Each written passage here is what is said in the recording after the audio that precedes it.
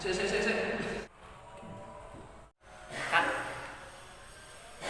Cut. Assalamualaikum warahmatullahi wabarakatuh. Kami dari kelompok 3 ingin menjelaskan tentang macam-macam fiil dan tanda-tandanya. Nah, apa yang dimaksud dengan fiil?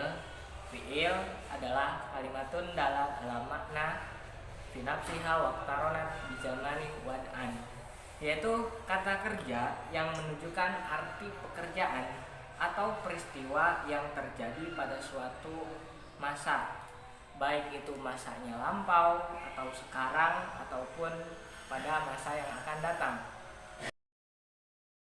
Selanjutnya, fiil berdasarkan waktu dibagi menjadi 3. Yang pertama ada fiil madi, yang kedua ada fiil mudhari, yang ketiga ada fiil amar. Untuk yang pertama yaitu fiil madi. Apa itu fiil madi? Fiil madi adalah suatu jenis kata kerja yang menunjukkan suatu pekerjaan atau peristiwa yang telah pergi atau pada masa lampau. Sebagai contoh kita ambil kata ba, yaitu telah menulis. Kata ba, pada lapat contoh tersebut menunjukkan arti lampau yang artinya sudah menulis.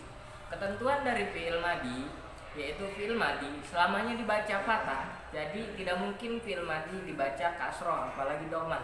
Contoh doroba, yang mana pada akhir i'rab tersebut dibaca fathah doroba. Yang kedua dibaca fathah, tadi ada kalanya kelihatan secara lafaz atau dikira-kirakan dengan mentakdirkan, yaitu seperti contoh Roma. Nah, fathah tersebut ditakdirkan.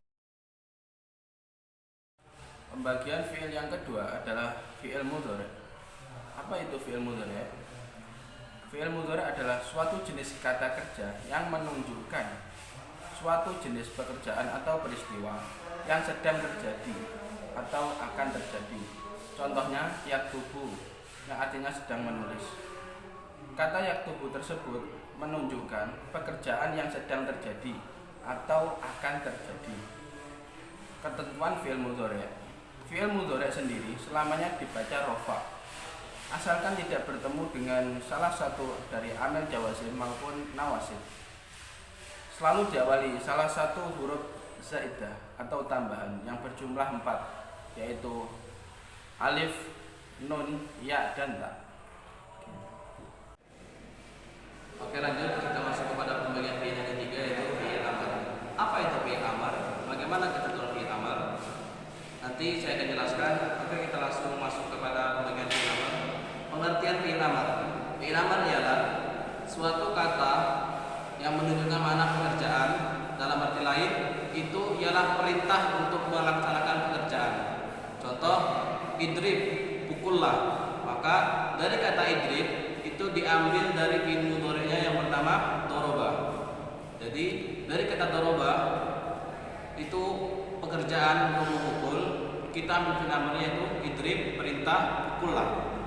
Terus ketentuan dari fiil amar ialah fiil amar selamanya dibaca jazm ataupun majzumun abadan. Jadi enggak ada kita ketemuin di lafaz yang mana fiil amar itu tidak dibaca jazm. Terus yang kedua, adapun alamat tanda jazm itu terbagi menjadi 2. Yang pertama itu sukun. Sukun berarti idrib. Ba itu berharokat sukun, itu tandanya kalimat fiil, terutama fiil amar. Terus yang kedua itu ialah hadfu harfi ilat atau membuang huruf ilat. Contohnya izmi ataupun ud'u. Masuk kepada tanda-tanda kalimat fiil. Tanda-tanda kalimat fiil itu terbagi menjadi 4. Yang pertama qad, sin, sofa, dan ta ta'nis. Kita masuk kepada qad. Huruf qad memiliki arti yaitu sungguh. Kita masuk pada contohnya qad. Contoh dari qad ialah qad aflahal mu'minun. Nah, di sini kata qad itu permulaan kalimat, setelahnya ada aflaha. Aflaha itu berarti kalimat fiil, yang mana nanti setelah qad itu pasti ada huruf atau pasti ada kalimat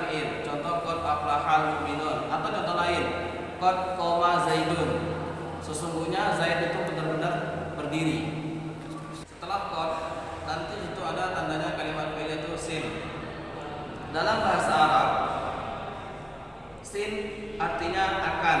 Contohnya, saya qulu sufaha, akan berkata orang-orang yang berakal. Maka setelah sin nanti itu ada fiil yaqulu, berarti itu masuk pada fiil mudhari. Qala yaqulu. Nah, nanti di situ ada setelah sin pasti ada fiil, karena sin itu merupakan tanda kalimat fiil. Terus yang ketiga itu ialah saufa. Huruf saufa juga memiliki arti akan. Jadi sin dan saufa itu sama dalam artinya. Contohnya, kalla saufa ta'lamun, kelak kamu akan mengetahui. Nanti setelah saufa nanti ada kata ta'lamun. Ta'lamun itu berarti suatu kalimat fi'il mudhari yang mana telah tasrif lughawi. Terus yang terakhir ialah diakhiri dengan ta ta'nis. Ta ta'nis tidak memiliki arti khusus, namun hanya huruf tambahan saja. Ta ta'nis ini memiliki ciri-ciri fi'il madhi yang berupa domir atau kata ganti ya. Contoh qolat namlah, berkata seekor semut. Sebelum ta ta'nis ataupun ta yang mati, di situ nanti ada kata qola. Qola itu berarti tandanya fi'il madi. Qola ditambah dengan ta ta'nis, qolat. Nah, setelah qolat tentu ada namlatun. Namlah itu adalah muannas, yang mana nanti ketika kalimatnya itu berupa muannas, maka setelahnya juga berupa muannas. Mungkin cukup sekian.